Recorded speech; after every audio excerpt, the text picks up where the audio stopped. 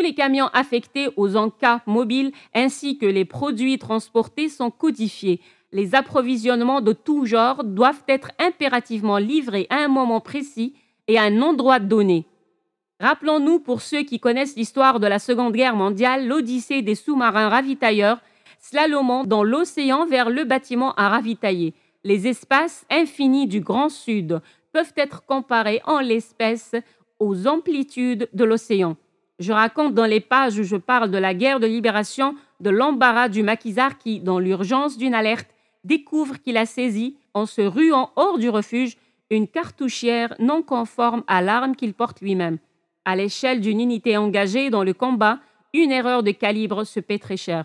La logistique et ses différentes articulations existent dans toutes les armées du monde, depuis les légions romaines, les cohortes d'Hannibal suivies de leurs muletiers, les chars à bœufs de Darius ou les caravanes d'Abdelkader.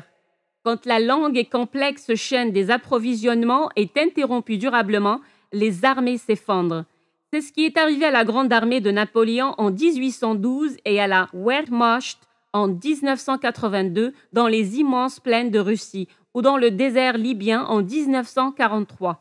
Depuis, l'armée algérienne a élaboré ses moyens logistiques selon les canevas militaires classiques et en s'adaptant constamment aux conditions spécifiques du terrain où elle évolue, et cela sous la menace constante d'une agression extérieure. Réarticuler le dispositif.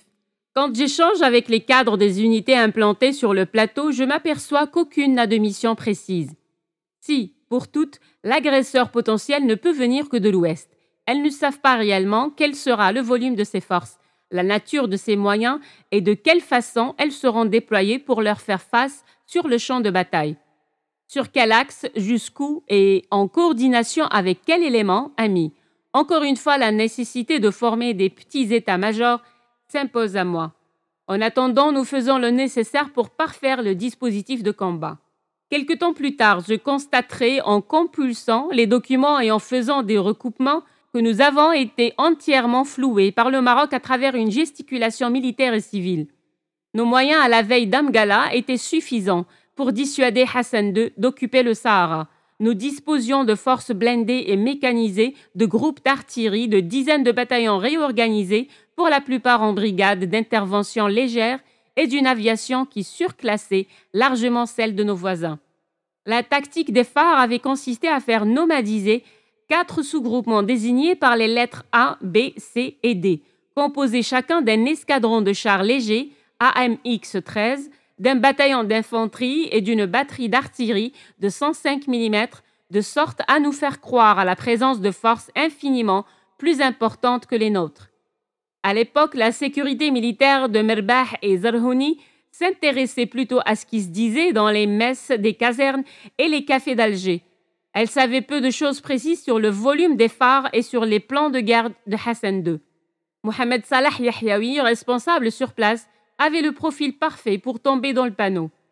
La sécurité militaire ne peut pas remplacer un état-major pourvu de bureaux spécialisés et de personnel compétent. Le renseignement militaire, quand il est bien fait, intervient pour une large part dans la prise de décision. Une fois l'état des lieux connu précisément, nous passons avec Slim aux probabilités d'une offensive des phares contre nous. Nous parvenons à la conclusion que l'armée marocaine est incapable de nous faire la guerre et d'affronter en même temps un Polisario déterminé et pugnace. Notre zone opérationnelle principale est un quadrilatère de 180 km sur 32 sections, limitée au sud par la borne 40, au nord par Merkala et la borne 41 bis. La ville de Tindouf est située à l'est de l'intersection des diagonales de ce quadrilatère. La nature du terrain et les moyens logistiques de l'armée royale marocaine font qu'une action offensive de cette dernière sur Tindouf nous paraît peu probable, mais des accrochages sur la frontière ou des coups de main limités demeurent toujours possibles. La mise à niveau de nos forces et de nos moyens ont un effet dissuasif. Les Sahraouis ont une pleine liberté d'action. Lors de l'opération Zahak, 3000 soldats marocains se trouvant encerclés par les forces sahraouies, les cols permettant l'approvisionnement bloqué et les détachements d'intervention rapide acculés au pied des monts de l'Orkzis. Le droit de suite, tant réclamé par les généraux français pendant la guerre de libération, ne sera jamais tenté par les phares. Notre évaluation raisonnable des risques nous permet de renforcer sans hâte nos positions et d'améliorer la préparation de nos hommes au combat. Le gros des forces chargées de défendre Tindouf et sa région s'organise de manière cohérente au plan opérationnel sur la protection de nos unités de reconnaissance mobile placées à l'avant et équipées en conséquence. Les exercices avec ou sans simulation pour roder le dispositif se succèdent. Notre défense étant mobile, nous envisageons des manœuvres soit offensives, soit défensives. Au SOST, les choses s'améliorent de jour en jour. Les mesures prises commencent à produire leur effet. L'alimentation est meilleure. La noria des autocars transportant les permissionnaires tourne à plein régime. L'entraînement des hommes bat son plein, les exercices se succèdent, la confiance renaît. Nous sommes à Tindouf à parfaire nos moyens de défense lorsque des nouvelles inquiétantes concernant la santé de Houari Boumedienne nous parviennent. Quelque temps après, nous apprenons avec beaucoup de tristesse sa mort. Dans quel état laisse-t-il le pays et l'armée? Qui va lui succéder? De quoi demain sera-t-il fait?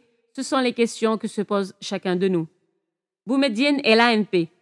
L'ANP est l'œuvre de beaucoup d'hommes. Boumedienne en a fait sa chasse gardée, son instrument, le mythe par lequel il a effrayé et dissuadé. Il en a été le patron absolu. Les mutations, les promotions et les mises à la retraite ont été de son seul ressort. Craignant que l'unité des chefs se transforme en conjuration, il a assuré sa tranquillité en maintenant ouvertes les petites lignes de fracture entre les anciens baroudeurs et les jeunes compétences pour bénéficier de l'effet de mésentente larvé entre les uns et les autres. Aucune décision n'était prise sans lui. Toujours aux aguets, méfiant, il a bloqué longtemps la création de grandes unités opérationnelles. De même qu'il a tout fait pour éviter le partage de la décision politique, il a maintenu l'ANP sous son commandement direct, sans intermédiaire et sans équivoque. La période pendant laquelle il a exercé le pouvoir a été, malgré le faux semblant du Conseil de la Révolution, une période de marginalisation sur le plan politique de l'armée et de relative stagnation sur le plan technique. Seules les menaces sur nos frontières ouest ont poussé Houari Boumedienne à commencer à acquérir ce qu'il appelait Al-Qasdir et à faire accélérer le processus de modernisation ainsi que je l'ai écrit plus haut. Pour l'immense majorité des officiers de l'ANP, principalement ceux qui ont eu le même parcours que le mien, la fidélité à Boumedienne a été sans faille. Houari Boumedienne avait une relation personnelle forte, humaine et chaleureuse avec beaucoup d'entre nous. Cette relation exceptionnelle explique leur présence à ses côtés quand les circonstances ont fragilisé sa position ou mis en danger sa liberté d'agir. Personne parmi ceux qui ont servi l'Algérie sous son commandement n'a eu de problème de conscience en servant sous ses ordres pour une simple et évidente raison. Entre 1954 et 1962, les différentes structures du FLN-ALN agissaient dans le cadre du programme global de la déclaration du 1er novembre 1954 qui avait librement et dans l'enthousiasme entraîné les adhésions. Les crises à rebondissement qui avaient affecté les rangs du mouvement national n'avaient jamais remis en cause le fondement du projet qui avait fait le consensus chez tous les militants indépendantistes. Les concurrences parfois violentes pour conquérir le pouvoir n'avaient pas ébranlé le principe de l'État républicain et de ses valeurs définies, précisées et réaffirmées par les décisions du Congrès de la Soumam, le programme de Tripoli et la charte d'Alger. Je ne prétends pas reviser l'histoire, critiquer a posteriori les adversaires de Boumedienne et juger les raisons qui les ont fait agir. Les différents protagonistes de l'action politique inspirés par les grandes options idéologiques communément partagées ont avancé chacun à sa manière des alibis, des méthodes d'approche et de rythme, mais en vue de la concrétisation du même idéal. Au lendemain de sa mort, nous avons beau regarder de tous les côtés, il n'y a ni dauphin, ni personnalité politique faisant le consensus, ni ancien membre du Conseil de la Révolution dont le passé, les capacités intellectuelles et le charisme égalent ceux du leader qui vient de disparaître. Pourquoi ce vide? Comment on en était arrivé là? Comment un pays qui a eu une élite politique intelligente, courageuse et déterminée qui a su mener et gagner le combat pour l'indépendance se trouve-t-il à ce point asséché? Le plus ancien dans le grade le plus élevé. Les luttes pour le pouvoir de l'été 1962, solutionnées par le rapport de force au lieu de l'être par le dialogue, ont eu comme principale conséquence une décantation négative des élites politiques produites pendant la Révolution. Au lendemain de la disparition de Houari Boumedienne, le destin de l'Algérie se trouve entre les mains d'une poignée de personnes sans vision stratégique et raisonnant dans le court terme. Ils n'ont aucune compétence pour mener une évaluation réaliste de la situation politique, économique et sociale du pays et pour mettre en place un canevas politique à même d'ouvrir sur un véritable renouveau algérien. Chaperonnant quelques membres de l'ancien Conseil de la Révolution, Qasdim El-Bah, appuyé par une poignée d'officiers, fait taire les voix des cadres civils et militaires qui ne veulent pas adhérer, sans en débattre, d'abord à la désignation de Benjdid comme coordinateur des forces armées. L'opportunisme tonitruant des caciques du FLN fait le reste. Les responsables qui ont satiné le chemin de Chedli Benjdid vers le fauteuil présidentiel l'ont fait au nom de l'ANP. Ils ont mis devant le fait accompli l'ensemble du corps des officiers et l'ensemble des institutions. Leur décision a fait rater à l'armée algérienne un grand rendez-vous avec l'histoire. Je donne des précisions édifiantes quant au sentiment général qui a accueilli la rumeur selon laquelle Benjdid allait être mis à la tête de l'institution militaire, puis proposé comme président de la République. Le colonel Slim Saadi, dès que la rumeur a commencé à prendre corps, me demande de me rendre à Alger pour rencontrer Qasdim El-Bah afin de lui recommander de ne prendre aucune décision, en attendant que l'ensemble des chefs de l'armée se réunissent et étudient la situation née de la vacance du pouvoir. Cette initiative de Slim Saadi intervient après une réunion avec les officiers de la 3e région, la plus puissante de toute l'armée en termes de moyens militaires. Slim Saadi connaît très bien Chedli, tout comme moi d'ailleurs, puisque j'ai été son adjoint pendant la guerre de libération. Slim et moi étions convaincus que Chedli n'était pas le plus qualifié pour exercer la magistrature suprême. Il a des connaissances politiques très limitées et un caractère émotif et influençable. Nous sommes fortement réticents à l'idée de le voir prendre en main les destinées de l'Algérie. Les pouvoirs que confère la Constitution peuvent mener le pays à sa perte si l'homme choisi se révélait incapable d'être à la hauteur de la tâche. Une fois à Alger, je téléphone à Qasdim El-Bah pour lui demander une entrevue.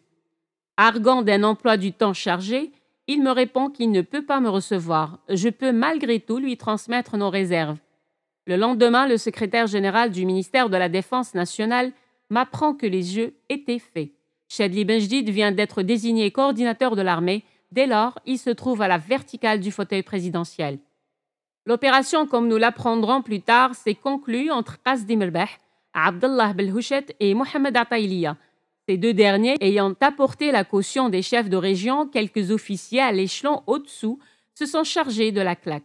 Le chef de la sécurité militaire ne voulait à aucun prix des deux autres candidats dont les noms avaient été avancés.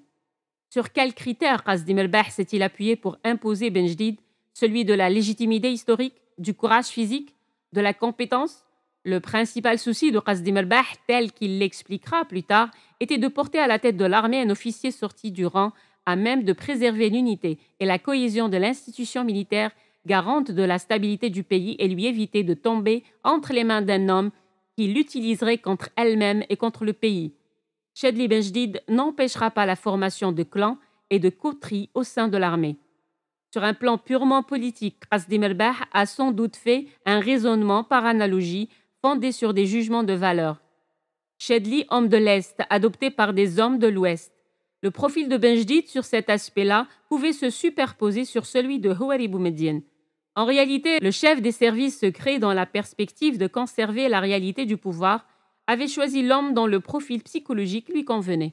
Quelques années plus tard, je me trouverai au cours d'un voyage en avion assis à côté de Madame Merbah dont le mari venait d'être assassiné par les terroristes islamistes. Cette femme frappée par de grands malheurs et qui a su supporter sa douleur avec beaucoup de dignité me dira: mon mari répétait souvent avec un soupir: j'aurais dû écouter Khaled Nazar. De tous les souvenirs qui me restent de la réunion du comité central qui allait entériner le choix de Chedli Benjdid comme candidat du FLN pour la magistrature suprême, je garde l'image du commandant Mouawiya, un des adjoints de Merbah, debout, les bras tendus, rythmant comme un chef d'orchestre les mouvements du carré compact des représentants de l'ANP. Tous debout à son signal au moment où Chedli Benjdid entre dans la salle, tous assis toujours à son signal lorsque Mohamed Salah Yahyaoui ou Abdelaziz Bouteflika y pénètrent à leur tour. Chedli Benjdid, adoubé par l'ANP, hérité d'un pays qui a amorcé une trajectoire devant le sortir définitivement de l'état de sous-développement où l'avait maintenu le colonisateur. Dans tous les domaines de la vie économique, l'effort de Houari Boumediene a été considérable, mais il n'a pas eu le temps de régler tous les problèmes disposés au pays et à l'armée.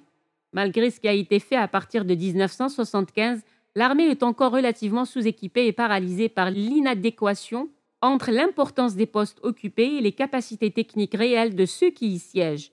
Sur ces deux plans, tout est à commencer ou à recommencer. L'armée et le pays attendent Benjedid au pied du mur. Benjedid, au moment où une courte mais solide échelle le hisse sans coup férir sur le fauteuil présidentiel, n'a aucune idée du véritable état des lieux de la maison dont on vient de lui donner les clés. Ce que Benjedid a aggravé. L'Algérie dont Benjedid hérite malgré un bilan globalement positif connaît d'importantes distorsions. Le modèle de gestion et de développement censé projeter le pays dans la modernité en brûlant les étapes et les moyens mis en œuvre pour sa réussite ont conduit, en l'absence d'une ressource humaine apte à le mener à bien et son processus politique adapté, l'Algérie de Boumedienne à marquer le pas. Les recettes importées et appliquées manu militari à l'industrialisation et défendues avec un entêtement suicidaire par des gourous bardés de certitudes ont produit des déracinements, des paupérisations et des migrations de population. Les déboires de l'agriculture, dus à la mise en œuvre de slogans simplistes très vite vidés de leur sens par une redoutable bureaucratie, la terre à celui qui la travaille, a brisé les structures traditionnelles d'organisation et de production de ce secteur dont dépend l'indépendance alimentaire du pays. La disparition des produits alimentaires de base installe des pénuries durables et instaure d'abord le doute, ensuite l'exaspération de la population. Pendant que Houari Boumedienne dicte, pendant que la police politique traque la moindre opposition, le mouvement islamiste, natif des bords du Nil auquel il n'accorde d'abord qu'un regard distrait, s'étend, s'organise et se renforce. Ce déséquilibre d'intérêts, ces territoires laissés en friche, la démographie et l'école permettront aux implants islamistes, dans l'indifférence totale des gouvernants, de modifier génétiquement l'islam de nos pères. Benjedid permettra aux islamistes de prendre ouvertement leur envol et de conquérir de larges espaces dans la société en conquérant les mosquées et en investissant dans le social. La poussée démographique contribue à la dévalorisation de l'école par l'impossibilité de trouver en quantité et en qualité suffisante des enseignants à même de relever le défi du savoir pour tous. Les programmes scolaires sont confiés à des commis carriéristes ou, pire encore, à des idéologues qui veulent mener une nouvelle lutte de libération en s'attaquant à la langue française et aux francophones. Le rejet de l'élitisme, choisi d'abord par parti pris idéologique, puis imposé par la poussée du nombre, a produit la médiocrité pour tous et la perte des référents qui font le citoyen capable de discerner que son intérêt personnel réside dans celui de sa nation. Le terreau de la régression a été mis en place et enrichi par les concepteurs de l'école algérienne. C'est là où planteront les islamistes. Les flux vers les villes où il y a du travail et des loisirs mettent à mal les possibilités de l'administration. Dans les zones bidonvillisées qui échappent au contrôle de l'État, prospèrent les réseaux clandestins. Chef de la 3e région. Juste après son élection à la présidence de la République, Chedli Benjedid me nomme à la tête de la 3e région militaire en remplacement de Slim Saadi, appelé au gouvernement. Ensuite du secteur sud à Tindouf, je suis également responsable des secteurs de Bourj Lotfi au centre et de Béchar au nord. Ce dernier secteur fait face aux forces vives marocaines basées à Qsar Souk. Les 3 secteurs comptent des brigades de combat, des unités autonomes et des bases aériennes, dont une d'hélicoptères, ainsi que des plateformes pour la logistique. Le dispositif totalise des dizaines de milliers d'hommes et s'étire sur près de 1300 km.